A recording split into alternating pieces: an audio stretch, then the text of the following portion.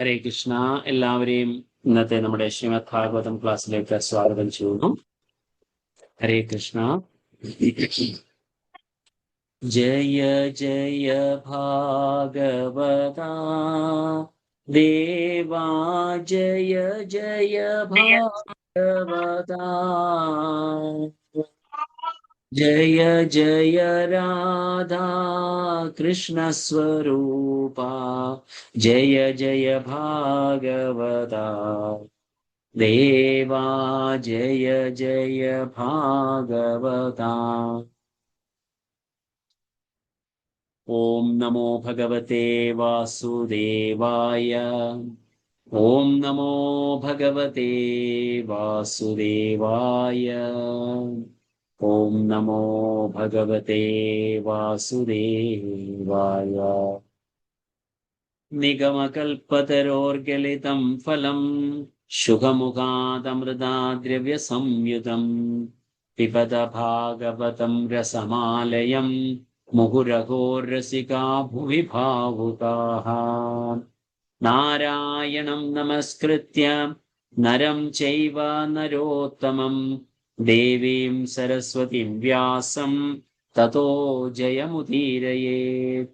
നഷ്ടപ്രായേഷു ഭദ്രേഷു നിത്യം ഭാഗവത സേവയാ ഭഗവതീരുത്തമ ശ്ലോകേ ഭക്തിർഭവതി നൈഷ്ഠുകേ.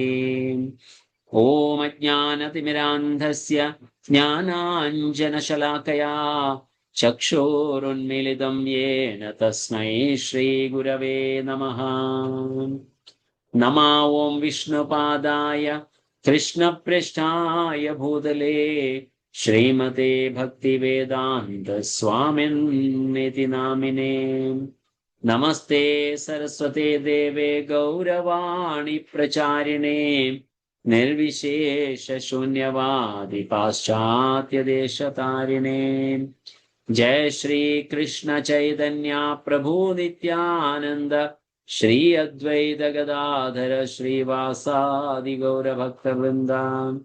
ഹരേ കൃഷ്ണ കൃഷ്ണ കൃഷ്ണ ഹരേ ഹരേ, ഹരേ രാമ രാമ രാമ ഹരേ ഹരേ. മൂകം കരോതി വാചാലം പങ്കും ലംഘയത്തെ ഗിരിം യത്കൃപാതമഹം വന്ദേ ശ്രീഗുരും ദീനദാരിണം പരമാനന്ദമാധവം ശ്രീചൈതന്യ ഈശ്വരം. കഥാഞ്ചന സ്മൃതേ യസ്മിൻ ദുഷ്കരം സുഖരം ഭവേത് വിസ്മൃതേ വിപരീതം സ്യാത് ശ്രീചൈതന്യം നമാമി തം. ഹരി ഓം തത്സത്. സർവശാസ്ത്രാബ്ധിപീയൂഷ സർവവേദൈകസത്ഫലാം സർവസിദ്ധാന്തരത്നാഢ്യ സർവലോകൈകതൃപ്രദാം സർവഭാഗവത പ്രാണ ശ്രീമദ്ഭാഗവത പ്രഭോ കലിധ്വന്ദോദിതാദിത്യ ശ്രീകൃഷ്ണ പരിവർത്തിതാം. പരമാനന്ദപാഠായ പ്രേമവർഷ്യക്ഷരായ തേ സർവദാ സർവസേവ്യായ ശ്രീകൃഷ്ണായ നമോസ്തുതേ. മദേകബന്ധോ മത്സംഗിൻ മദ്ഗുരോ മന്മനമഹാധന മന്നിസ്താരക മദ്ഭാഗ്യ മദാനന്ദ നമോസ്തുതേ. നിരന്തര ശ്രീമദ് ഭാഗവതം की जय. श्रील प्रभुपाद की जय. गुरु महाराज की जय. अनंत कोटि वैष्णव वृंद की जय. निताय गौर सिद्धनाथ प्रेमानंदे. हरि हरि बोल. ഹരേ കൃഷ്ണ.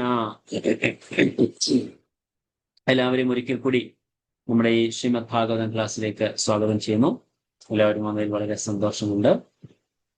ഹരേ കൃഷ്ണ. നമ്മളിപ്പോ കഴിഞ്ഞ ദിവസം നമ്മൾ കണ്ടത് ശ്രീമദ് ഭാഗവത്തിന്റെ വിശ്വരൂപത്തിന്റെ സൃഷ്ടി എന്ന 3-ാം സ്കന്ധത്തിലെ 6-ാം അധ്യായത്തിന്റെ കുറിച്ചുള്ള വിവരണങ്ങളാണ് നമ്മൾ കഴിഞ്ഞ ദിവസം കേട്ടത്. നമ്മൾ കഴിഞ്ഞ ദിവസം 20-ാമത്തെ ശ്ലോകം വരെ നോക്കിയിരുന്നു. ഇന്ന് 21-ാമത്തെ ശ്ലോകമാണ്.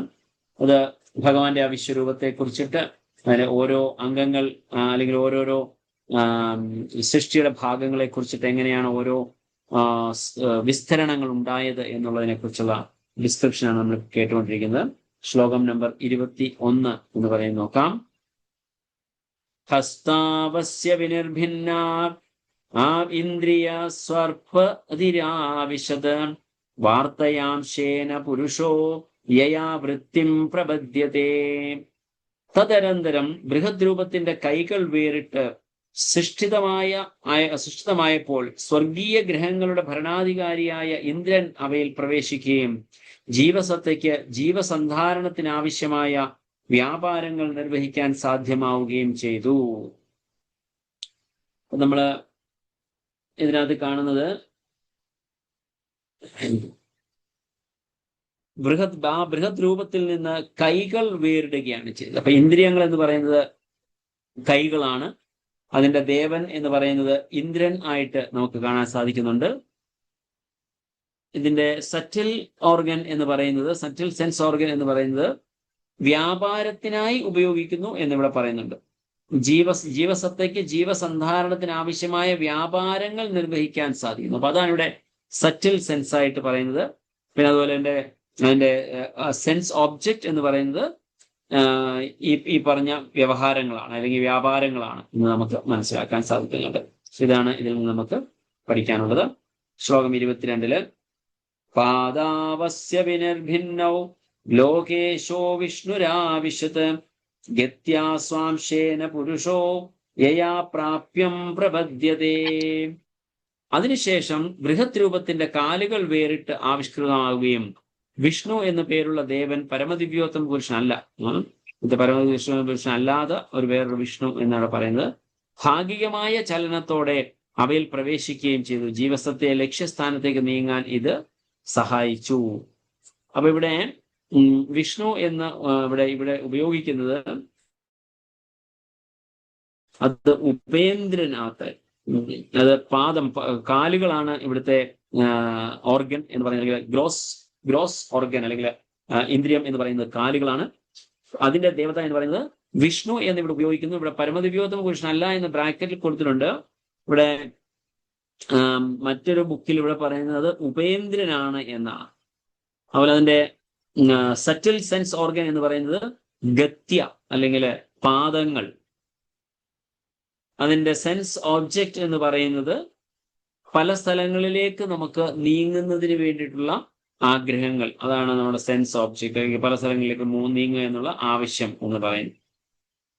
ശ്ലോകം 23 ബുദ്ധിം ചാസ്യ വിനിർഭിന്നാം വാഗീശോധിഷ്ണ്യമാവിശത് ബോധേനാംശന ബോധവ്യ പ്രതിപത്തേർ യതോ ഭവേത്.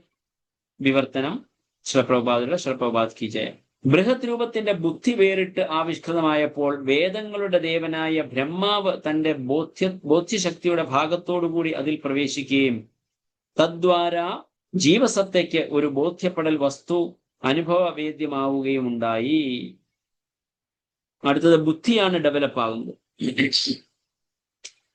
ബുദ്ധി ഡെവലപ്പായിട്ട് ബ്രഹ്മ എന്ന് പറയുന്ന ദേവനാണത് ലോർഡ് ഓഫ് ദ വേദാസ്, വേദങ്ങളുടെ ദേവനായ ബ്രഹ്മദേവനാണ് ആ ബുദ്ധിയുടെ ദേവൻ. ഈ ബുദ്ധി എന്ന ഇന്ദ്രിയത്തിന്റെ ദേവൻ എന്ന് പറയുന്ന ബ്രഹ്മദേവനാണ്.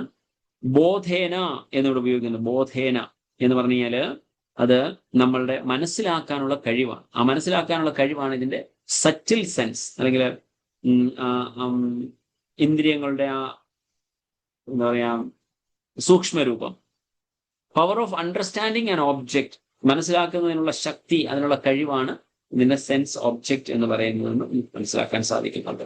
സോ ബുദ്ധി എന്ന് പറയുന്നത് ഇവിടെ ഡെവലപ്പായി, അത് ബ്രഹ്മദേവനാണ് അതിന്റെ ദേവൻ എന്ന് നമുക്ക് മനസ്സിലാക്കുന്നത്.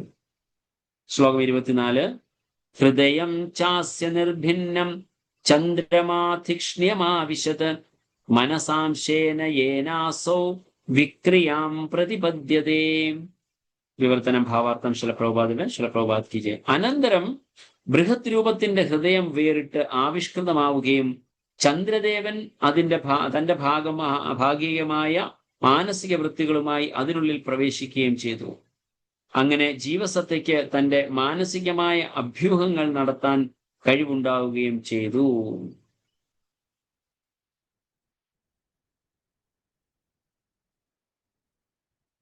ഇവിടെ ഹൃദയം എന്ന് പറയുന്നത്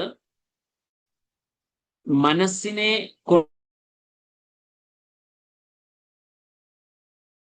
മനസ്സിനെ കൂടി ഉദ്ദേശിച്ചുകൊണ്ടാണ്. അപ്പൊ ഹൃദയം എന്ന ആ ഇന്ദ്രിയ ശക്തി, കാരണം ഈ മനസ്സിന്റെ ദേവതയാണ് ഇന്ദ്രൻ.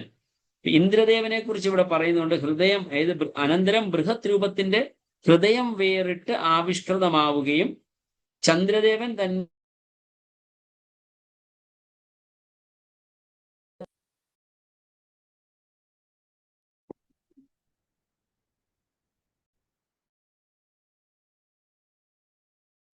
ഹരേ കൃഷ്ണ. ഇന്റർനെറ്റിന് ചെറിയൊരു ഡിസ്ട്രപ്ഷൻ ഉണ്ടായി, ക്ഷമിക്കുക. പറഞ്ഞത് കേട്ടില്ല പ്രഭു, അവസാനം പറഞ്ഞു കേട്ടില്ല അല്ലേ? ഓക്കെ, ഒന്നുകൂടി പറയാം. സോറി, അത് ഇന്റർനെറ്റിൽ ഉണ്ടായ ഒരു ഡിസ്ട്രപ്ഷൻ ആണ്, ക്ഷമിക്കുക. സോ അപ്പൊ നമ്മൾ പറഞ്ഞു തന്നത് ഹൃദയം എന്ന് ഇവിടെ ഉപയോഗിക്കുന്നുവെങ്കിലും അത് മനസ്സിനെയാണ് ഇവിടെ ഉദ്ദേശിക്കുന്നത്. കാരണം ഇന്ദ്രദേവനാണ് മനസ്സിന്റെ ദേവതയാണ് ഇന്ദ്രൻ. അപ്പൊ ഇന്ദ്രൻ ഇവിടെ വരുന്നതുകൊണ്ട് അപ്പൊ ഇവിടെ പറയുന്നത് അനന്തരം ബൃഹത് രൂപത്തിന്റെ ഹൃദയം വേറിട്ട് ആവിഷ്കൃതമാവുകയും ചന്ദ്രദേവൻ തന്റെ ഭാഗികമായ മാനസിക വൃത്തികളുമായി അതിനുള്ളിൽ പ്രവേശിക്കുകയും ചെയ്തു എന്നാണ് പറയുന്നത്. അപ്പൊ ഇന്ദ്രദേവൻ എന്ന് പറയുന്നത് മനസ്സിന്റെ ദേവതയാണ്. അപ്പൊ അങ്ങനെ ഇവിടെ ഹൃദയം എന്ന് ഉദ്ദേശിക്കുന്നത് മനസ്സിനെയാണ് ഇവിടെ ഉദ്ദേശിക്കുന്നത്. അപ്പൊ ഹൃദയം എന്ന് പറഞ്ഞാൽ seated of the mind. Harikrishna, Prabhu ഇന്ദ്രനാണോ ചന്ദ്രദേവനാണോ? ചന്ദ്രൻ, സോറി, ചന്ദ്രൻ ഉദ്ദേശിച്ച പറഞ്ഞു ചന്ദ്രനാണ്. കറക്റ്റ്, ചന്ദ്രനാണ് മനസ്സിന്റെ ദേവത. കറക്റ്റ്, ചന്ദ്രൻ തന്നെയാണ്. ഞാൻ പറഞ്ഞു വന്നപ്പോ തെറ്റിപ്പോയതാണ്. എനിക്കൊന്ന് ഇന്റർനെറ്റിന്റെ ആ ഒരു ഡിസ്ട്രപ്ഷൻ എന്റെ മനസ്സിനെ ബാധിച്ചു. സോ ചന്ദ്രദേവന്റെ ഇമ്പാക്റ്റ് ആണത്. അതായത് നമുക്ക് മനസ്സിലാക്കാൻ സാധിക്കുന്നത് ചന്ദ്രന്റെ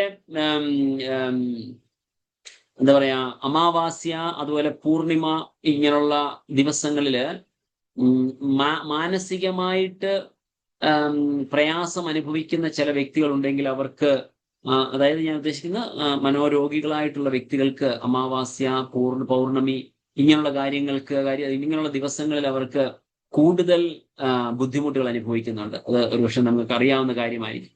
അപ്പൊ എന്തുകൊണ്ട് ചന്ദ്രനാണ് നമ്മളുടെ ഈ മനസ്സിന്റെ ദേവത എന്ന് പറയാനാണ് ഞാനത് അത് സൂചിപ്പിച്ചത്.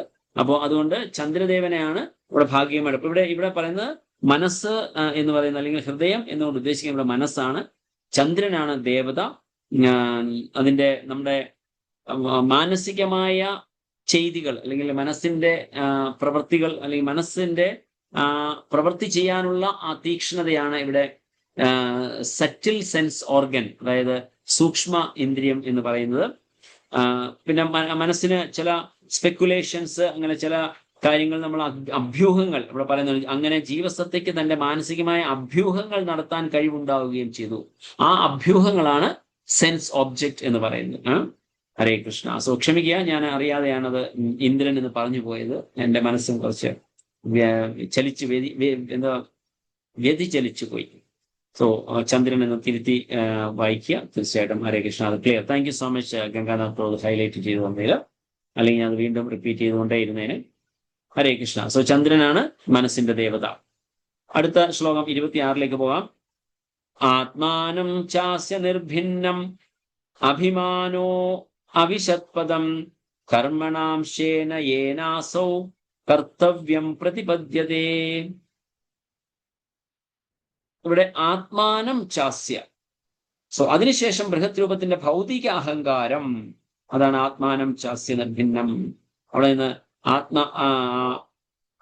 ബൃഹത് രൂപത്തിന്റെ ഭൗതിക അഹങ്കാരം അതിനാൽ തന്നെ വേറിട്ട് ആവിഷ്കരിക്കപ്പെടുകയും മിഥ്യാഹങ്കാരത്തിന്റെ നിയന്ത്രിതാവായ രുദ്രൻ അതിനുള്ളിൽ തന്റെ സ്വന്തം ഭാഗിക പ്രവർത്തനങ്ങളുമായി പ്രവേശിക്കുകയും അങ്ങനെ ജീവസത്ത തന്റെ നിഷേധാത്മക പ്രവർത്തികൾക്ക് പ്രാപ്തനാവുകയും ചെയ്തു. സോ ആത്മകമായ പ്രവർത്തികൾക്ക്, സോ അവിടെ നമ്മളുടെ സ്വന്തം ഇഷ്ടപ്രകാരം പ്രവർത്തിക്കാനുള്ള ചിന്താശക്തിയും അത് പ്രവർത്തിക്കാനുള്ള ശക്തി നമുക്ക് ഉള്ളിൽ വരികയാണ് ചെയ്തത്. അതാണ് മെറ്റീരിയൽ ഈഗോ. ആത്മാന എന്ന് പറയുമ്പോൾ നമ്മുടെ മെറ്റീരിയൽ ഈഗോയാണ് ഇവിടെ ഉദ്ദേശിക്കുന്നത്. അപ്പൊ അതിന്റെ ദേവത ആരാണ്? രുദ്രനാണ്, രുദ്രൻ. അപ്പം ഇതില് നമ്മൾ പ്രവർത്തികൾ ചെയ്യാനുള്ള നമ്മളുടെ ആ പ്രവണതയാണ് ഇവിടെ സറ്റിൽ ഓർഗനായിട്ട് പറയുന്നത്. അങ്ങനെ ഉള്ളത് കൊണ്ട് നമുക്ക് നമ്മളുടെ ഇഷ്ടപ്രകാരം അല്ലെങ്കിൽ സെൽഫ് ഐഡന്റിഫിക്കേഷൻ, ആ ഒരു സെൽഫ് ഐഡന്റിഫിക്കേഷൻ നമുക്കിവിടെ ഉണ്ടാവുകയാണ് ചെയ്യുന്നത്. അപ്പം അത് അഹങ്കാരം കൊണ്ടാണ്, അഹംഭാവം കൊണ്ടാണ് ആ ഒരു സെൽഫ് ഐഡന്റിഫിക്കേഷൻ, ഞാനാണ് എന്ന തോന്നല് നമുക്ക് ഉണ്ടാകുന്നത്. സോ അതിന്റെ ദേവത എന്ന് പറയുന്നത് രുദ്രനാണ്. 25-ാമത്തെ ശ്ലോകം. ഇനി 26-ാമത്തെ ശ്ലോകം, അതിലേക്ക് പോകുന്നതിന് മുമ്പ് ശിലപ്രഭുപാദിന്റെ ഭാവാർത്ഥമുണ്ട്, അതുകൂടെ വായിച്ചു പോകാം. ആരാണ് വായിക്കാനായിട്ട് സൈൻ ചെയ്തിരിക്കുന്നത് 26-ാമത്തെ ശ്ലോകത്തിന്റെ ഭാവാർത്ഥം?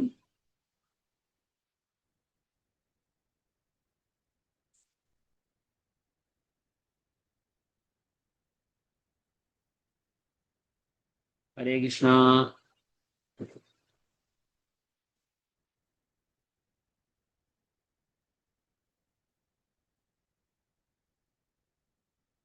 ഓക്കെ, എനിക്കൊന്നും മാതാജി എഴുതിയിട്ടില്ലെന്ന്, കാരണം ചെറിയ പാരഗ്രാഫ് ആണ്, ഞാൻ വായിച്ചേക്കാം. ശിലപ്രഭുപാദയുടെ ഭാവാർത്ഥം. ശിലപ്രഭുപാദ് കി ജയ്. 25-ാമത്തെ 25ആണല്ലേ?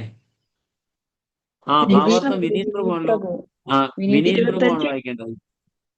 ഹരേ കൃഷ്ണ പ്രഭു. വായിച്ചേക്കാം. ഭാവാർത്ഥം ശ്രീ പ്രഭുപാദ് കി ജയ്. ഭൗതികതയുടെ തനിരൂപമായ മിഥ്യാഹങ്കാരം മഹാദേവന്റെ അവതാരമായ രുദ്രദേവനാലാണ് നിയന്ത്രിക്കപ്പെടുന്നത്. ഭൗതിക പ്രകൃതിയിലെ അജ്ഞതയുടെ പ്രവർത്തന രീതികൾ നിയന്ത്രിക്കുന്ന രുദ്രൻ പരമദിവ്യോത്തമ പുരുഷനായ ഭഗവാന്റെ ഒരവതാരമാകുന്നു. ശരീരം, മനസ്സുകളുടെ കർമ്മ വിഷയങ്ങളുടെ അടിസ്ഥാനത്തിലാണ് മിഥ്യാഹങ്കാരത്തിന്റെ പ്രവർത്തനങ്ങൾ നടക്കുന്നത്. മിഥ്യാഹങ്കാര ബാധിതരായ മിക്ക ആളുകളും മഹാദേവനാലാണ് നിയന്ത്രിക്കപ്പെടുന്നത്. അജ്ഞതയുടെ പാരമ്യതയിലെത്തുന്ന ഒരുവൻ താൻ പരമദിവ്യോത്തമ പുരുഷനായ ഭഗവാനാണെന്ന് സ്വയം ചിന്തിക്കുന്നു. ബദ്ധാത്മാവിന്റെ മിഥ്യാഹങ്കാര ബോധമാണ് ഭൗതിക ലോകത്തെ മുഴുവൻ നിയന്ത്രിക്കുന്ന മായാശക്തിയുടെ അവസാനത്തെ കുരുക്ക്. Harikrishna Prabhu. Hare Krishna. Thank you Prabhuji. So അതിന്റെ ഫർദർ നമുക്ക് എക്സ്പ്ലനേഷൻ ആവശ്യമില്ല. അവിടെ നമുക്ക് മനസ്സിലാവുന്നുണ്ട് ഭഗവാന്റെ തന്നെ ഒരു അവതാരമായ രുദ്രനാണ് ഈ പ്രവൃത്തികളുടെ, അല്ലെങ്കിൽ നമ്മുടെ ഈ മെറ്റീരിയൽ ഈഗോ നിയന്ത്രിക്കുന്ന അത് മഹാദേവനായിട്ടുള്ള മിഥ്യാഹങ്കാരം, അതായത് ഭൗതികതയുടെ തനിരൂപമായ മിഥ്യാഹങ്കാരം മഹാദേവന്റെ അവതാരമായ രുദ്രനാലാണ് നിയന്ത്രിതനാകുന്നത്. മഹാദേവന്റെ തന്നെ ഒരു അവതാരമായ രുദ്രനാണ് അവതരിക്കുന്നത് അവിടെ ഇതാക്കുന്നത്. അപ്പം അതിൽ നമുക്ക് മനസ്സിലാകുന്ന ഒരു മിഥ്യാഹങ്കാരം എന്ന് പറയുന്ന തലം നമുക്കുണ്ടാകുന്നത് തമോ ഗുണത്തിലാണ്. തമോ ഗുണത്തിലുള്ളപ്പോഴാണ് നമുക്ക് ആ ഒരു മിഥ്യാഹങ്കാരം ഉണ്ടാകുന്നത്. അപ്പൊ തമോ ഗുണത്തിന്റെ അധിപതിയായ മഹാദേവനാണ് അതിന്റെ അതായത് മഹാദേവന്റെ ഒരു അവതാരമായ രുദ്രനാണ് ഇവിടെ ഈ ഒരു ഭാഗത്തിന്റെ, അല്ലെങ്കിൽ ആ അഹങ്കാരത്തിന്റെ, മിഥ്യാഹങ്കാരം എന്ന് പറയുന്ന അഹംഭാവത്തിന്റെ ദേവത എന്ന് നമുക്ക് മനസ്സിലാവുന്നുണ്ട്. സോ ഇവിടെ ശിലപ്രഭുപാദ് തുടർന്ന് പറയുന്നുണ്ട്, അജ്ഞതയുടെ പ്രവർത്തന രീതിയിൽ നിയന്ത്രിക്കുന്ന രുദ്രൻ. അതാണ് അജ്ഞതയുടെ പ്രവർത്തന രീതികൾ നിയന്ത്രിക്കുന്ന രുദ്രൻ പരമദിവ്യോത്തമ പുരുഷനായ ഭഗവാന്റെ ഒരവതാരമാകുന്നു. രുദ്രൻ തമോ ഗുണത്തിന്റെ ദേവതയാണ് എന്ന് പറയുന്നെങ്കിലും മഹാദേവൻ സ്വയം, അല്ലെങ്കിൽ രുദ്രൻ അല്ല, അദ്ദേഹം സ്വയം ഒരിക്കലും തമോ ഗുണത്തിലല്ല, അതിന് അതീതനാണ്. കാരണം ഭഗവാന്റെ തന്നെ അവതാരവുമാണ്, ഭഗവാന്റെ ഏറ്റവും ഉത്തമനായ ഒരു ഭക്തനും കൂടെ ആയതുകൊണ്ട് മഹാദേവൻ ഒരിക്കലും തമോ ഗുണത്തിൽ ഉണ്ടാകാൻ സാധിക്കുകയില്ല എന്ന കാര്യം നമ്മൾ ഓർക്കേണ്ടതാണ്. സോ ശരീര മനസ്സുകളുടെ കർമ്മ വിഷയങ്ങളുടെ അടിസ്ഥാനത്തിലാണ് മിഥ്യാഹങ്കാരത്തിന്റെ പ്രവർത്തനങ്ങൾ നടക്കുന്നത്. മിഥ്യാഹങ്കാര ബാധിതരായ മിക്ക ആളുകളും മഹാദേവനാലാണ് നിയന്ത്രിക്കപ്പെടുന്നത്. അജ്ഞതയുടെ പാരമ്യത്തിലെത്തുന്ന ഒരുവൻ താൻ പരമദിവ്യോത്തമായ പുരുഷനായ ഭഗവാനാണെന്ന് സ്വയം ചിന്തിക്കുന്നു. ആ ഒരു ചിന്ത വരെ നമുക്ക് ആ സമയത്ത് ഉണ്ടാകാൻ സാധ്യതയുണ്ട്. സോ തീർച്ചയായിട്ടും അത് വളരെ ക്ലിയർ ആണ്. നമുക്ക് ശ്ലോകം 26. ആർക്കെങ്കിലും എന്തെങ്കിലും ഡിസ്കസ് ചെയ്യാനുണ്ടോ? എന്തെങ്കിലും ഫർദർ പോയിന്റ് ഈ ഒരു ഇത് കാര്യമായിട്ട് ഡിസ്കസ് ചെയ്യാനുണ്ടെങ്കിൽ ചോദിക്കാം, അല്ലെങ്കിൽ ഇടയിൽ പറയാനുണ്ടെങ്കിൽ കൈ റേസ് ചെയ്യാം. ഹരേ കൃഷ്ണ. ഈ പോയിന്റ് ഇതിന്റെ ചാർട്ട് കിട്ടിയാൽ മതി പ്രഭു, അത് ഓർമ്മയിലിരിക്കാൻ. ചാർട്ട് ഞാൻ ഇടാൻ പ്രഭു. ചാർട്ട് കറക്റ്റ്, അത് ഞാൻ ചെയ്യാം. തീർച്ചയായും. താങ്ക് യു പ്രഭു. സത്വം ചാസ്യ വിനിർഭിന്നം മഹാൻ തീക്ഷ്ണ്യാ അമുപാവിശത് ചിത്തേനാംശേന യേനാസൗ വിജ്ഞാനം പ്രതിപദ്യതേ. വിവർത്തനം ശിലപ്രഭുപാദ് കി ജയ്. അതിനുശേഷം അദ്ദേഹത്തിന്റെ അവബോധം പ്രത്യേകമായി സ്വയം ആവിഷ്കൃതമായപ്പോൾ മുഴുവൻ ശക്തിയുമായ മഹത്തത്വം അതിന്റെ അവബോധ ഭാഗത്തോടൊപ്പം അതിനുള്ളിൽ പ്രവേശിച്ചു. അങ്ങനെ ജീവസത്തയ്ക്ക് വിശേഷ വിജ്ഞാനം ഉൾക്കൊള്ളാൻ കഴിവുണ്ടായി. സോ അതിനുശേഷം അദ്ദേഹത്തിന്റെ അവബോധം പ്രത്യേകമായി സ്വയം ആവിഷ്കൃതമായപ്പോൾ മുഴുവൻ ശക്തിയുമായ മഹത്തത്വം അതിന്റെ അവബോധ ഭാഗത്തോടൊപ്പം അതിനുള്ളിൽ പ്രവേശിച്ചു. അങ്ങനെ ജീവസത്തയ്ക്ക് വിശേഷ വിജ്ഞാനം ഉൾക്കൊള്ളാൻ കഴിവുണ്ടായി. അപ്പൊ അവിടെ ഉണ്ടാകുന്നത് കോൺഷ്യസ്നെസ്സിനെ കുറിച്ച്, നമ്മുടെ ചിന്താശക്തി അല്ലെങ്കിൽ സത്വം എന്ന് പറയുന്ന ആ ഒരു കോൺഷ്യസ്നെസ് അവിടെ വരികയാണ് ചെയ്യുന്നത്. അതാണ് ടോട്ടൽ എനർജി അല്ലെങ്കിൽ മഹത്തത്വം എന്നുകൊണ്ട് ഇവിടെ ഉദ്ദേശിക്കുന്നത്. സോ ആ മഹത്തത്വം എന്ന് പറയുന്നത് അതിന്റെ ചിത്തം എന്ന് പറയുന്നതാണ് അതിന്റെ subtle organ, able to conceive the specific knowledge. വിശേഷ വിജ്ഞാനം അല്ലെങ്കിൽ വിജ്ഞാനം എന്ന് പറഞ്ഞാൽ വിശേഷമായ അറിവ് നേടുന്നതിനുള്ള ശക്തിയാണ് അവിടെ ഉദ്ദേശിക്കുന്ന, അല്ലെങ്കിൽ അവിടെ പറയുന്ന സെൻസ് ഒബ്ജക്റ്റ് എന്ന് പറയുന്നത്. സോ കോൺഷ്യസ്നെസ് എന്ന് പറയുമ്പോൾ സത്വം എന്ന് പറയുന്ന അവബോധം, സത്വം ചാസ്യ വിനിർഭിന്നം, അവിടെ ആ ഒരു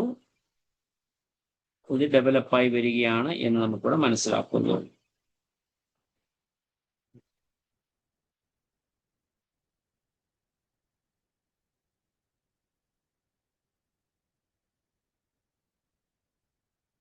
സത്വം അവബോധം ച അതുകൂടി അസ്യ ബൃഹത് രൂപത്തിന്റെ വിനിർഭിന്നം പ്രത്യേകമായി ആവിഷ്കൃതമായിട്ട് മഹാൻ പൂർണ്ണശക്തി മഹത് തത്വം തീക്ഷ്ണ്യം നിയന്ത്രണത്തോടുകൂടി ഉപാവിശത്ത് ഉള്ളിൽ പ്രവേശിച്ചു. ചിത്തേന അംശേന അദ്ദേഹത്തിന്റെ അവബോധത്തിന്റെ ഭാഗത്തോടു കൂടി ഏതിനാൽ അസൗ ജീവസത്ത വിജ്ഞാനം വിശേഷമായ അറിവ് പ്രതിബദ്ധതയെ പോഷിപ്പിക്കുന്നു. അതിനുശേഷം അദ്ദേഹത്തിന്റെ അവബോധം പ്രത്യേകമായി സ്വയം ആവിഷ്കൃതമായപ്പോൾ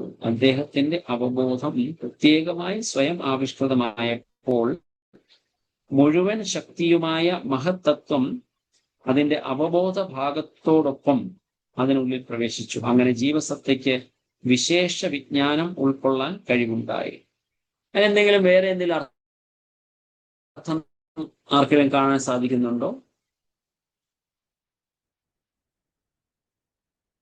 ഐ എം ഫീലിംഗ് സംതിങ്, അതായത് എന്തോ കൂടുതൽ അതിനകത്ത് അറിയാനുണ്ടോ? ഞാൻ നോക്കട്ടെ, വേറെ ആരുടെയെങ്കിലും ഡിസ്ക്രിപ്ഷനിൽ വിശ്വനാഥ് ചക്രവർത്തി ഠാക്കൂറിന്റെ ആരുടെയും ഡിസ്ക്രിപ്ഷനകത്ത് ഉണ്ടോ എന്ന് നോക്കട്ടെ. അതിനുശേഷം ഞാൻ അതിനെക്കുറിച്ച് നമുക്ക് നോക്കിയിട്ട് ഞാൻ പറയാം. സോ ഇത്രയുമാണ് നമ്മൾക്ക് ഇപ്പം പറഞ്ഞിരിക്കുന്ന സെൻസ് ഓബ്ജക്ട്സും തന്മാത്രയും അതിനെക്കുറിച്ചുള്ള വിവരണങ്ങൾ ഇവിടെ നമുക്ക് അവസാനിക്കുകയാണ്. അതായത് മാനിഫെസ്റ്റേഷൻ അല്ലെങ്കിൽ ഓരോ ദേവീ ദേവതമാരുടെയും മാനിഫെസ്റ്റേഷനെ കുറിച്ചിട്ട് അവരുടെ റിലേറ്റഡ് ആയിട്ടുള്ള ഇന്ദ്രിയങ്ങളും അതെല്ലാം ഇവിടെ മാനിഫെസ്റ്റ് ആയിട്ടുണ്ട് എന്നുള്ളത് പറയുകയാണ്. ഇവിടെ ദേവത എന്ന് ഉദ്ദേശിക്കുന്നത് മഹത്തത്വം എന്നാണ് പറയുന്നത്. അതാണ് എനിക്ക് സംശയമുണ്ട്. ടോട്ടൽ എനർജി എന്ന് പറയുമ്പോൾ അത് ഭഗവാന്റെ തന്നെ ശക്തിയല്ലേ, ഭഗവാൻ തന്നെയല്ലേ അത്. അപ്പൊ മഹത്തത്വം എന്ന് ഉദ്ദേശിക്കുന്നത് ഇവിടെ സത്വം, കോൺഷ്യസ്നസ്, അവബോധം എന്ന് പറയുമ്പോൾ അത് നമ്മുടെ ആത്മാവിനെ കുറിച്ചിട്ടാണോ സംസാരിക്കുന്നത് എന്ന് എനിക്കൊരു സംശയം ഉണ്ടാവും. പരമാത്മാവില്ല, പരമാത്മാവ് വരുന്നത് അത് ഭഗവാൻ സ്വയമാണല്ലോ. ഭഗവാനിൽ നിന്ന് വേറിട്ട് വന്നിട്ട് വരുന്നു എന്ന് പറയുമ്പോൾ ഇത് ആത്മാവിനെ കുറിച്ചാവാം. അതാണ് എനിക്കൊരു സംശയം. എനിവേ അത് പ്രഭു പറഞ്ഞതിനും ഞാൻ തിരസ്കരിക്കുന്നില്ല, കംപ്ലീറ്റ് റിജക്ട് ചെയ്യല്ല പ്രഭു. അതിനെക്കുറിച്ച് ഒന്ന് ചെക്ക് ചെയ്യേണ്ടതായിട്ടുണ്ട്. ഞാൻ നോക്കട്ടെ വേറെ എവിടെയെങ്കിലും ഇതിനെക്കുറിച്ച് എന്തെങ്കിലും ഒരു ഡിസ്ക്രിപ്ഷൻ എക്സ്പ്ലനേഷൻ വേറെ എവിടെയെങ്കിലും ഉണ്ടോ എന്ന് നമുക്ക് ചെക്ക് ചെയ്യാം. ഓക്കെ, ഹരേ കൃഷ്ണ. സോ നമുക്ക് അടുത്ത ശ്ലോകത്തെ, ഇനി അടുത്തതെന്ന് പറയുന്നത് ഇനി ഓരോ എന്താ പറയാ ഗ്രഹങ്ങളും അവിടെ പറയുന്നത് പ്രഭു അടുത്തതിലാണ് ലിവിങ് എൻറ്റിറ്റീസ് എക്സ്പ്രഷൻ ഇത് വരുന്നത്. സോ അടുത്ത ഭാഗത്തിലാണ് 27 മുതൽ 34 വരെയുള്ള ശ്ലോകങ്ങളിലാകുന്നതാണ് development of planets, living entities and varnas. ഇത്രയും വരുന്നത്. അപ്പൊ ഇവിടെ ഉദ്ദേശിക്കുന്നത് ആത്മാവിനെ ആണോ എന്നുള്ളത് ഒന്നുകൂടി ചെക്ക് ചെയ്യേണ്ടതായിട്ടുണ്ട്. 27ാമത്തെ ശ്ലോകത്ത് മുതലാണ് തുടങ്ങുന്നത്. നമുക്ക് നോക്കാം, താഴേക്ക് പോകുമ്പോൾ നമുക്കത് ക്ലിയർ ആകും. ഒന്നുകൂടെ എക്സ്പ്ലെയിൻ നമുക്ക് ചെക്ക് ചെയ്തിട്ട് പറയാം. സോ ശ്ലോകം 27 developments of planet and living entities, അതാണ് 27 മുതൽ 29 വരെയുള്ള ശ്ലോകങ്ങൾ നമുക്ക് കാണാൻ സാധിക്കുന്നത്. ശ്ലോകം നമ്പർ 27 ശീർഷ്ണോസ്യ ദൗർധരാപദ്ഭ്യാം ഖം നാഭേരുപദ്വപദ്യതേ ഗുണാനാം വൃത്തയോ യേഷു പ്രതീയന്തേ സുരാദയഃ. വിവർത്തനം. അനന്തരം വിരാട് രൂപത്തിന്റെ ശിരസിൽ നിന്ന് സ്വർഗീയ ഗ്രഹങ്ങളും കാലുകളിൽ നിന്ന് ഭൗമഗ്രഹങ്ങളും വയറ്റിൽ നിന്ന് ആകാശവും വെവ്വേറെ സ്വയം ആവിഷ്കൃതങ്ങളായി. അവയ്ക്കുള്ളിൽ പ്രകൃതിയുടെ ത്രിഗുണങ്ങളുടെ അടിസ്ഥാനത്തിൽ ദേവന്മാരും മറ്റും ഉണ്ടായി. സോ അവയ്ക്കുള്ളിൽ പ്രകൃതിയുടെ ത്രിഗുണങ്ങളുടെ അടിസ്ഥാനത്തിൽ ദേവന്മാരും മറ്റും ഉണ്ടായി. ഇവിടെ ഭഗവാന്റെ പുരുഷസൂക്തത്തിൽ ഇതേ കാര്യം വർണ്ണിക്കുന്നുണ്ട്. What is the shloka? Padbhyam Shudro. Reflect ചെയ്യാൻ പറ്റുന്നത് ആർക്കെങ്കിലും പുരുഷ സൂക്തം ഓർമ്മയുണ്ടോ?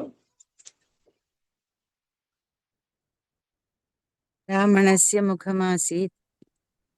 ബ്രാഹ്മണസ്യ മുഖമാസീത്. Very good, correct. Yes yes. ബാഹു ഹരേ കൃഷ്ണ. എനിക്ക് ഓർമ്മ അത്രയും ഓർമ്മ എനിക്ക് കിട്ടുന്നുള്ളൂ. ബ്രാഹ്മണസ്യ മുഖമാസീത് ബാഹു പദ്ഭ്യാം ശൂദ്രോ ജായതേ. അതും രണ്ടും മാത്രം, നടുവിലത്തെ ഓർമ്മയില്ല. ഹരേ കൃഷ്ണ. ബ്രാഹ്മണോസ്യ മുഖമാസീത് ബാഹുരാജന്യകൃതഃ പൂരു തദസ്യ യദ്വൈശ്യ പദ്ഭ്യാഗും ശൂദ്രോ അജായത. ഒരു മിനിറ്റ്, ഞാന്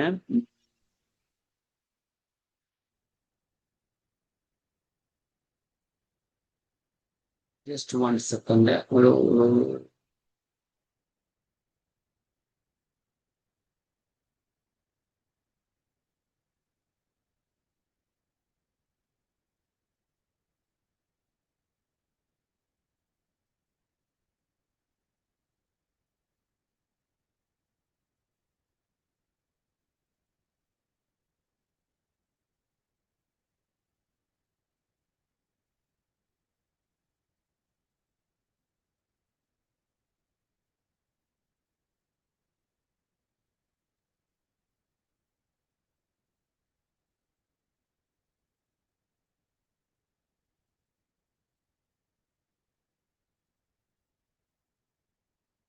ഹരേ കൃഷ്ണ.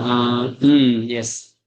ബ്രാഹ്മണോസ്യ മുഖമാസീത് ബാഹുരാജന്യകൃതഃ ഊരു തദസ്യ യദ്വൈശ്യഃ പദ്ഭ്യാം ശൂദ്രോ അജായത. കറക്റ്റ്, അതാണ്. അതായത് ഇതേ കാര്യം. അനന്തരം വിരാട് രൂപത്തിന്റെ ശിരസിൽ നിന്ന് സ്വർഗീയ ഗ്രഹങ്ങളും കാലുകളിൽ നിന്ന് ഭൗമഗ്രഹങ്ങളും അതുപോലെ തന്നെ അടുത്ത വർണ്ണത്തിനെ കുറിച്ചും പറയുന്നുണ്ട്. ബ്രാഹ്മണന്മാരെ കുറിച്ചിട്ടും വരുന്ന ഇത് ബ്രാഹ്മണ വൈശ്യ ശൂദ്രന്മാരെ കുറിച്ച്, ക്ഷത്രിയന്മാരെല്ലാം വരുന്നത്. അതുപോലെ തന്നെ ഭഗവാന്റെ ശിരസിൽ നിന്ന് അതിനെക്കുറിച്ച് അടുത്ത ഭാഗം വരുന്നുണ്ട്. അത് അടുത്ത് നമുക്ക് നോക്കാം. 28. ആത്യന്തികേന സത്വേന ദിവം ദേവാ പ്രഭേദിരേ ധരാം രജസ്വഭാവേന പ്രണയോ യേ ച താനുനു. സത്വഗുണപരമായി അത്യുത്കൃഷ്ട യോഗ്യതയുള്ള ദേവന്മാർ സ്വർഗീയ ഗ്രഹങ്ങളിലും രജോഗുണ പ്രതീകങ്ങളായ മനുഷ്യർ തങ്ങളുടെ കീഴിലുള്ള ഭൂമിയിലും വസിക്കുന്നു. ഓക്കെ, അതിന്റെ ഭാവാർത്ഥം ആരും വായിക്കാമോ? 28 ശ്ലോകം. ഹരേ കൃഷ്ണ. ഭാവാർത്ഥം ബൈ ശ്രീല പ്രഭാത്. ജയ ശ്രീല പ്രഭാത്. സത്വഗുണങ്ങളുടെ പ്രവർത്തന രീതിയിൽ ഉയർന്ന പുരോഗതി പ്രാപിച്ചിട്ടുള്ളവർ ഉന്നത ഗ്രഹ സംവിധാനങ്ങളിലേക്ക് ഉദ്ധരിക്കപ്പെടുമെന്നും വൈകാരിക, അതായത് രജസ് രീതിയിലുള്ള പ്രവർത്തനങ്ങളാൽ ഭരിക്കപ്പെടുന്നവർ ഭൂമി തുടങ്ങിയ ഗ്രഹങ്ങളുടെ മധ്യതല ഗ്രഹ സംവിധാനങ്ങളിൽ സ്ഥിതി ചെയ്യുമെന്ന് ഭഗവത്ഗീത 14-15 ശ്ലോകങ്ങൾ പ്രസ്താവിക്കുന്നു. അജ്ഞതയുടെ ഗുണരീതിയിലുള്ള പ്രവർത്തനങ്ങളുടെ ആധിക്യമുള്ളവർ അധോഗ്രഹ സംവിധാനങ്ങളിലേക്ക് അഥവാ മൃഗീയ ലോകങ്ങളിലേക്ക് തരം താഴ്ത്തപ്പെടും. സത്വഗുണങ്ങളുടെ പ്രവർത്തന രീതിയിൽ ഉയർന്ന പുരോഗതി കൈവരിച്ചിട്ടുള്ളതിനാൽ ദേവന്മാർ സ്വർഗീയ ഗ്രഹ സംവിധാനങ്ങളിൽ വസിക്കുന്നു. മനുഷ്യനേക്കാൾ താഴെയുള്ള ജീവസത്തകളാണ് മൃഗങ്ങൾ. മൃഗങ്ങളിൽ തന്നെ മനുഷ്യന്റെ സ്വഭാവ രീതികളോട് പൊരുത്തപ്പെടാൻ കഴിയുന്ന പശു, കുതിര, നായ തുടങ്ങിയ ഒട്ടേറെ മൃഗങ്ങൾക്ക് മനുഷ്യരുടെ സംരക്ഷണത്തിൽ മനുഷ്യ സമൂഹത്തിൽ ജീവിക്കാൻ സാധിക്കുന്നു. ഹരേ കൃഷ്ണ. ഹരേ കൃഷ്ണ. ഞാൻ വായിച്ചോട്ടെ പ്രഭു? അടുത്തത് മല്ലിക മാത. ഹരേ കൃഷ്ണ. മല്ലിക മാതജല്ലേ വായിക്കേണ്ടത്? അതെ പ്രഭുജി. അതെ.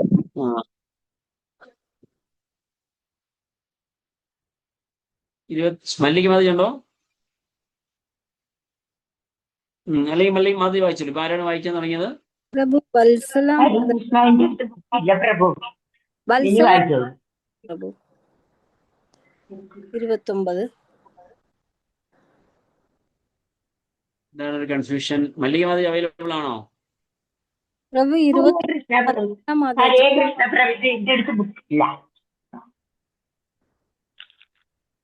ഓക്കെ, എന്നാൽ വത്സല മാതജി വായിച്ചോളൂ. എനിക്ക് 29 തന്നിരിക്കുന്നേ. ഞാൻ വായിച്ചോട്ടെ? 28 ബാക്കി വേറെ ആരാണ് ഇപ്പൊ വായിക്കാൻ തുടങ്ങിയത്? ആരാണ്? കോമള. ഹരേ കൃഷ്ണ. ഹരേ കൃഷ്ണ. ഹരേ കൃഷ്ണ. No problem. ആത്യന്തികേന എന്ന വാക്ക് ഈ ശ്ലോകത്തിൽ വളരെ അർത്ഥപൂർവമാണ്. ഭൗതിക പ്രകൃതിയുടെ സത്വഗുണപരമായ ഫലങ്ങളിലേക്ക് കയറ്റം ലഭിക്കും. അജ്ഞാനത്തിന്റെയും വൈകാരികതയുടെയും രജോ തമോ ഗുണങ്ങൾ വളരെയധികം വർദ്ധിക്കുന്നവരാണ് മനുഷ്യകുലത്താൽ സംരക്ഷിക്കപ്പെടാൻ ഉദ്ദേശിച്ചുള്ള മൃഗങ്ങളെ കൊല്ലുകയും മറ്റ് നീച കർമ്മങ്ങളിൽ ഏർപ്പെടുകയും ചെയ്യുന്നത്. ഉയർന്ന നിലവാരത്തിലേക്ക് പുരോഗതി പ്രാപിക്കാൻ യാതൊരു സാധ്യതയുമില്ലാത്ത അവർ അധോലോകത്തിലേക്ക് താഴ്ത്തപ്പെടുന്നു. ഓരോ ഗ്രഹത്തിലും അധിവസിക്കുന്ന ജീവസത്തകളുടെ ജീവിത നിലവാരത്തിന്റെ അടിസ്ഥാനത്തിലാണ് ഗ്രഹങ്ങളെ ഉന്നതമെന്നും താഴ്ത്തതെന്നും തരംതിരിച്ചിട്ടുള്ളത്. ഞാൻ ആക്ച്വലി ഈ പുരുഷ സൂക്തത്തിലെ മറ്റൊരു ശ്ലോകമാണ് ഞാൻ ഉദ്ദേശിച്ചത്. മുമ്പ് വായിച്ചത് ബ്രാഹ്മണ ക്ഷത്രിയ വൈശ്യ ശൂദ്ര അവരുടെ കാര്യമാണ് പറഞ്ഞത്. ഇപ്പൊ നമ്മള് ഭൂമിയുടെയും ഈ സൃഷ്ടിയെ കുറിച്ച് പറഞ്ഞാഭ്യാസീദന്തരീക്ഷം ശീർഷ്ണോദ്യൗ സമവർത്തതഃ പദ്ഭ്യാം ഭൂമിർദിശ ശ്രോത്രാത് തഥാ ലോകാഗമകൽപ്പയൻ. അതാണ് പറഞ്ഞത്.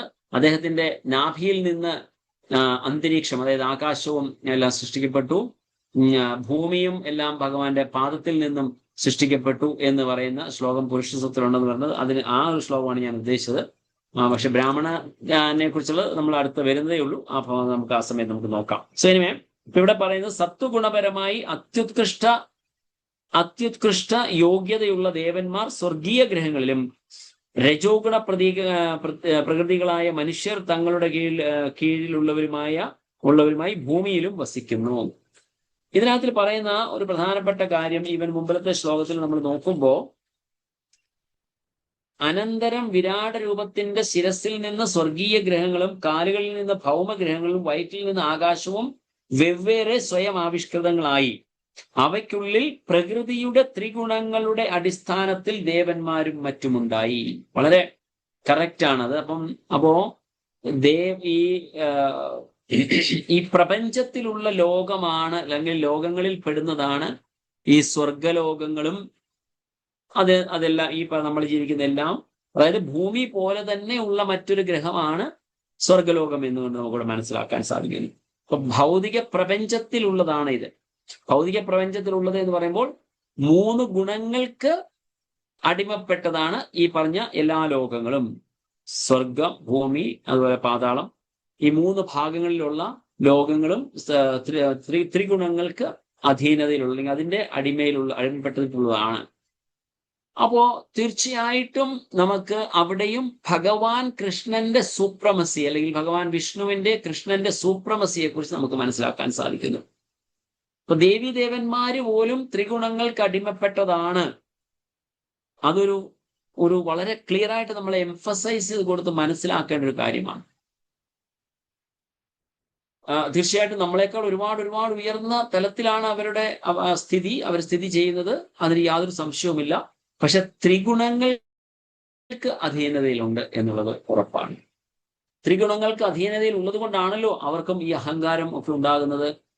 ഇന്ദ്രദേവനും പല സമയങ്ങളും പല ദേവന്മാർക്കും അഹംഭാവം, അല്ലെങ്കിൽ ആ ഒരു ഞാനാണ് എല്ലാത്തിനും വലുത് എന്ന തോന്നലുകളൊക്കെ ഉണ്ടാകാൻ കാരണം ഈ ത്രിഗുണങ്ങൾക്ക് അടിമപ്പെട്ടിട്ടുള്ളതുകൊണ്ട്, അല്ലെങ്കിൽ അതിന്റെ അധീനതയിലുള്ളത് കൊണ്ടാണ്. അപ്പൊ അങ്ങനെ ജസ്റ്റ് ഒരിക്കലും നമ്മളതിനെ അണ്ടർ എസ്റ്റിമേറ്റ് ചെയ്യുകയാണ്, അല്ലെങ്കിൽ ഒരു താഴ്ന്ന തരത്തിൽ കാണുകയാണ് എന്ന് ചിന്തിക്കരുത്. ഞാൻ പറയാൻ ഉദ്ദേശിക്കുന്നത് അതേ തലത്തിൽ മനസ്സിലാക്കാൻ ശ്രമിക്കുക. കോൺട്രവേഴ്സി അല്ല ഞാൻ പറയാൻ ഉദ്ദേശിക്കുന്നത്. ഞാൻ പറയാൻ ഉദ്ദേശിക്കുന്നത് നമ്മള് ബന്ധിക്കപ്പെട്ടിരിക്കുന്ന 3 കയറുകൾ. ഗുണം എന്ന് പറയുമ്പോൾ കയറ് എന്നത് അർത്ഥമുണ്ട്. അപ്പൊ ഈ ത്രിഗുണങ്ങൾ എന്ന കയറ് കൊണ്ടാണ് നമ്മൾ ബന്ധിക്കപ്പെട്ട് കിടക്കുന്ന ഈ ഭൗതിക ലോകത്തിൽ. അതേപോലെ തന്നെ ബന്ധനസ്ഥരാണ് ഈ ദേവീദേവന്മാരും. അപ് ടു ബ്രഹ്മ ദേവന്മാരും ദേവീദേവന്മാരും ഇതുപോലെ തന്നെ ബന്ധനസ്ഥരായവരാണ്. അപ്പൊ സിമ്പിൾ ആയിട്ട് ചിന്തിക്കുക, 2 കയറ് കൊണ്ട് കെട്ടിയിട്ടിരിക്കുന്ന ഒരു വ്യക്തി കയറുകൊണ്ട് കെട്ടിയിട്ടിരിക്കുന്ന മറ്റൊരു വ്യക്തിയെ ഈ ബന്ധനത്തിൽ നിന്ന് മുക്തനാക്കാൻ സാധിക്കുമോ എന്ന ചോദ്യം നമ്മൾ ചോദിക്കണം. സിമ്പിൾ, വളരെ ക്ലിയർ ആയിട്ടുള്ള ഒരു പോയിന്റുകൾ നമുക്ക് ഭാഗവത്തിൽ നിന്ന് മനസ്സിലാക്കാൻ സാധിക്കും. പക്ഷെ ഞാൻ പറഞ്ഞ പോയിന്റ് എന്താണ്? ഒരാള് ഇപ്പോൾ ഒരു 100,000 പേര് അല്ലെങ്കിൽ ഒരു 100 പേര് ഒരു സ്ഥലത്തുണ്ടെന്ന് വയ്ക്കുക. 100 പേരെയും കയറുകൊണ്ട് കെട്ടിയിട്ടിരിക്കുക. ഒരാൾക്ക് മറ്റൊരാളെ രക്ഷിക്കാൻ പറ്റുമോ? അല്ലെങ്കിൽ 100 പേരും വെള്ളത്തിൽ മുങ്ങിപ്പോയിക്കൊണ്ടിരിക്കുക. ടൈറ്റാനിക് എന്ന കപ്പൽ മുങ്ങിയപ്പോ ആ കപ്പലിൽ ഉണ്ടായിരുന്നവരെല്ലാവരും മുങ്ങിപ്പോയിക്കൊണ്ടിരിക്കുക. ആർക്കെങ്കിലും മറ്റൊരാളെ രക്ഷിക്കാൻ സാധിക്കുമോ? മറ്റൊരു വേറൊരു കപ്പലുമായി വരുന്ന ഒരാൾക്ക് മാത്രമേ അവരെ രക്ഷിക്കാൻ സാധിക്കത്തുള്ളൂ. അപ്പോ മുക്തനായ ഒരാൾ വന്നെങ്കിൽ മാത്രമേ മറ്റൊരാളെ രക്ഷിക്കാൻ സാധിക്കത്തുള്ളൂ. അത് മുകുന്ദമാല സ്തോത്രത്തിൽ ഒരു ശ്ലോകത്തില് കുലശേഖര ആൾവാർ പറയുന്നുണ്ട്, ഭഗവാനെ അങ്ങ് മുക്തനായ അങ്ങയ്ക്ക് ഞങ്ങളെ ബന്ധനസ്ഥരായ ഞങ്ങളെ ഈ ബന്ധനത്തിൽ നിന്ന് റിലീസ് ചെയ്യാൻ സാധിക്കും. അപ്പോൾ ഒരു ദേവീദേവന്മാർക്കും നമ്മളുടെ ജീവിത ലക്ഷ്യമായ മോക്ഷം നൽകാൻ സാധിക്കത്തില്ല എന്നൊരു സത്യം നമുക്കിതിൽ നിന്ന് മനസ്സിലാവുന്നു. It's very very very important logical understanding. നമ്മളത് തീർച്ചയായിട്ടും അതേ രീതിയിൽ ചിന്തിച്ച് നമ്മൾ മനസ്സിലാക്കണം. ദേവീദേവന്മാർ എന്ന് പറയുന്ന എല്ലാവരും, ഒരു ദേവീദേവന്മാർക്ക് നമുക്ക് മുക്തി നൽകാൻ സാധിക്കത്തില്ല എന്ന പോയിന്റ് വളരെ വളരെ ക്ലിയർ ആണ് നമുക്ക് ഈ ഒരു ഭാഗത്തിൽ നമുക്ക് മനസ്സിലാക്കാൻ സാധിക്കുന്നത്. അവരും ത്രിഗുണത്തിന് അടിമപ്പെട്ടവരാണ്. അതുപോലെ തന്നെ ത്രിഗുണത്തില് വസിക്കുന്നവരായതുകൊണ്ട് ത്രിഗുണത്തിലുള്ള നമ്മളെ ശുദ്ധസത്വം എന്ന തലത്തിലേക്ക് ഉയർത്താൻ സാധിക്കത്തില്ല. അത് ശുദ്ധസത്വത്തിലുള്ള ഒരാൾക്ക് മാത്രമേ സാധിക്കത്തുള്ളൂ. നമ്മളത് വളരെ ക്ലിയർ ആയിട്ട് മനസ്സിലാക്കേണ്ട കാര്യം. ആ ഒരു പോയിന്റ് നമുക്ക് ഈ 2 ശ്ലോകങ്ങളിൽ നമുക്ക് വളരെ സ്പഷ്ടമായിട്ട് മനസ്സിലാക്കാനായിട്ട് സാധിക്കും. So Hare Krishna. I think will end today. നമുക്ക് ബാക്കി ഭാഗം വേണമെങ്കിൽ 29 കൂടെ എടുക്കാം, കാരണം ആ അതോടെ ഒരു പോർഷൻ അതിൽ വരുന്നതാണ്. സോ നമുക്ക് അതോട് നോക്കിയിട്ട് നമുക്ക് ഇന്നത്തെ സെഷൻ അവസാനിപ്പിക്കാം. താർത്തീയേന സ്വഭാവേന ഭഗവന്നാഭിമാശ്രിത ഉഭയോരന്തം വ്യോമയേ രുദ്രപാർഷദാം ഗണാഃ. വിവർത്തനം: ഭൗതിക പ്രകൃതിയുടെ 3ാം ഘടഗുണമായ അജ്ഞതയുടെ വളർച്ച മൂലം രുദ്രന്റെ സഹചാരികളായിട്ടുള്ള ജീവസത്തകൾ ഭൗമിക സ്വർഗീയ ഗ്രഹങ്ങൾക്ക് മധ്യത്തിലുള്ള ആകാശത്തിൽ സ്ഥിതി ചെയ്യുന്നു. ഭൗതിക പ്രകൃതിയുടെ 3ാം ഘടഗുണമായ അജ്ഞതയുടെ വളർച്ച മൂലം രുദ്രന്റെ സഹചാരികളായിട്ടുള്ള ജീവസത്തകൾ ഭൗമിക സ്വർഗീയ ഗ്രഹങ്ങൾക്ക് മധ്യത്തിലുള്ള ആകാശത്തിൽ സ്ഥിതി ചെയ്യുന്നു. വളരെ എത്ര സ്പെസിഫിക് ആണ് നമ്മുടെ Bhagavatam. Very very clear about this. Okay, ഭാവാർത്ഥം വായിച്ചിട്ട് വത്സല മാതാജി. ഹരേ കൃഷ്ണ. ഹരേ കൃഷ്ണ. ശ്രീല പ്രഭാവർത്തി ഭാവാർത്ഥം. ശ്രീല വിശ്വനാഥ ചക്രവർത്തിയും ശ്രീല ദീപഗോസ്വാമിയും സ്ഥിരീകരിച്ചിട്ടുള്ളതുപോലെ ആകാശത്തിന്റെ മധ്യഭാഗം ഭൂവർലോകം എന്ന് വിളിക്കപ്പെടുന്നു. രജോ ഗുണങ്ങളുടെ തീവ്രതയിലുള്ളവർ മധ്യമേഖലയിൽ സ്ഥിതി ചെയ്യുന്നുവെന്ന് ഭഗവത്ഗീതയിൽ പ്രസ്താവിച്ചിട്ടുണ്ട്. സപ്തഗുണങ്ങളുടെ പ്രവർത്തന രീതിയിൽ ഏറ്റവും ഉന്നതിയിലുള്ളവർ ദേവലോകത്തും രജോ ഗുണത്തിലുള്ളവർ മനുഷ്യ സമൂഹത്തിലും അജ്ഞതയുടെ തമോഗുണ തലത്തിലുള്ളവർ ഭൂതപ്രേത പിശാചുക്കളുടെയും മൃഗങ്ങളുടെയും ലോകങ്ങളിലുമായിരിക്കും. ഈ സമർത്ഥനത്തിൽ ഒരു വിവാദവുമില്ല. ലോകത്തിലെ വിവിധ ഗ്രഹങ്ങളിലായി അസംഖ്യം ജീവസത്തകൾ വിന്യസിക്കപ്പെട്ടിട്ടുണ്ട്. അവയെല്ലാം ഭൗതിക പ്രകൃതിയുടെ ഗുണനിലവാരങ്ങൾക്കനുസരിച്ചുള്ള തങ്ങളുടെ യോഗ്യതകളുടെ അടിസ്ഥാനത്തിൽ അതാത് ഗ്രഹങ്ങളിൽ സ്ഥിതി ചെയ്യുന്നു. Hare Krishna. Hare Krishna Prabhu. Hare Krishna. Thank you so much Mataji. Hare Krishna.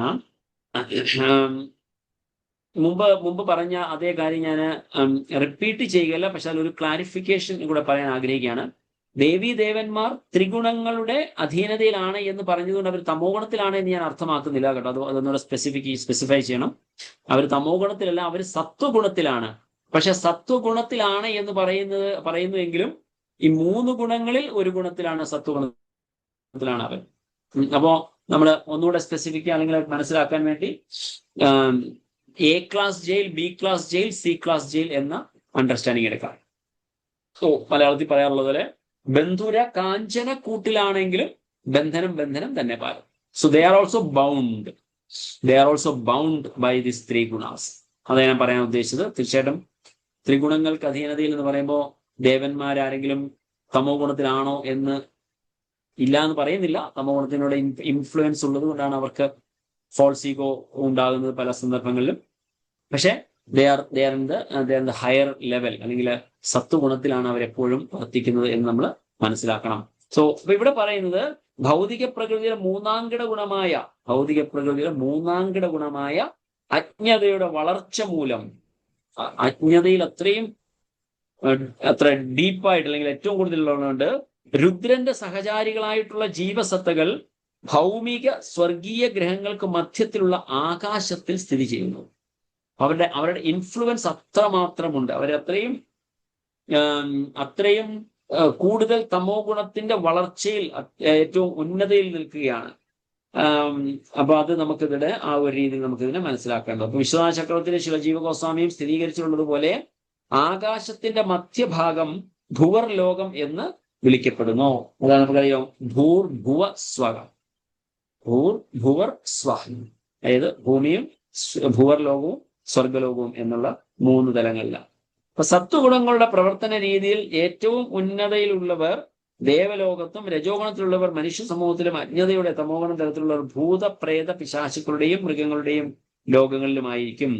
ഈ സമർത്ഥനത്തിൽ ഒരു വിവാദമില്ല. അത് വളരെ ക്ലിയർ ആണ്. നമുക്ക് നമ്മളുടെ ഗുണത്തിനനുസരിച്ച് നമ്മൾ അവരവരുടെ അതാത് ലോകങ്ങളിൽ നമ്മൾ ജീവിക്കുന്നു എന്നുള്ളത് നമുക്ക് മനസ്സിലാക്കാം. സോ നമ്മൾ പറഞ്ഞപ്പോ ദേവീദേവന്മാരും ഈ 3 ഗുണത്തിൽ അധീനതയിലുള്ളവർ അല്ലെങ്കിൽ അവർ സത്വഗുണത്തിലുള്ളവരാണെങ്കിലും ആ സത്വഗുണത്തിലുള്ളവരും തീർച്ചയായിട്ടും ബന്ധനസ്ഥരാണ്. അതുകൊണ്ടാണ് നമ്മൾ അറിയുന്നത്, നമ്മൾ പഠിക്കുന്നത് നമുക്ക് ശുദ്ധ സത്വത്തിൽ പോകണം എന്നുള്ളതാണ് നമ്മളുടെ ലക്ഷ്യം എന്ന് നമ്മൾ മനസ്സിലാക്കുന്നു. ഹരേ കൃഷ്ണ. ഓക്കെ, രുക്മിണി മാതാജി എന്താണ് മാതാജി പറയാനുള്ളത്?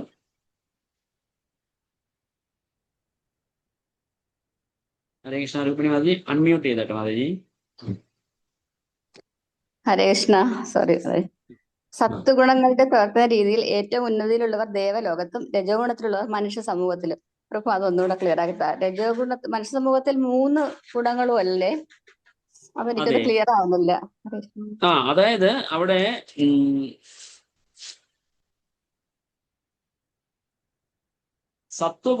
ഗുണങ്ങളുടെ പ്രവർത്തന രീതിയിൽ ഏറ്റവും ഉയർന്ന തലത്തിലുള്ളവർ ലോകത്തും, രജോ ഗുണത്തിലുള്ളവർ മനുഷ്യ സമൂഹത്തിലും, അജ്ഞതയുടെ തമോ ഗുണം തലത്തിലുള്ളവർ ഭൂത പ്രേത പിശാചുക്കളുടെ മൃഗങ്ങളുടെയും ലോകങ്ങളിലും ആയിരിക്കും. ഇവിടെ പറയുന്നത് ഇപ്പോ ദേവന്മാരും മനുഷ്യരും മൃഗങ്ങളും അല്ലെങ്കിൽ ഭൂതപ്രേത പിശാചുക്കളും എന്ന് പറയുന്നുവെങ്കിലും അവരുടെ ശാരീരിക പ്രകൃതി അനുസരിച്ചിട്ടല്ല ഇവിടെ ഡിസ്ക്രൈബ് ചെയ്യുന്നത്. അവരുടെ മെന്റൽ സ്റ്റാറ്റസിനനുസരിച്ചിട്ടാണ്. പ്രഹ്ലാദ മഹാരാജാവ് ഒരു അസുര കുലത്തിലാണ് ജനിച്ചത്. അപ്പൊ അദ്ദേഹം ഏത് ലോകത്തിൽ ജീവിക്കണം?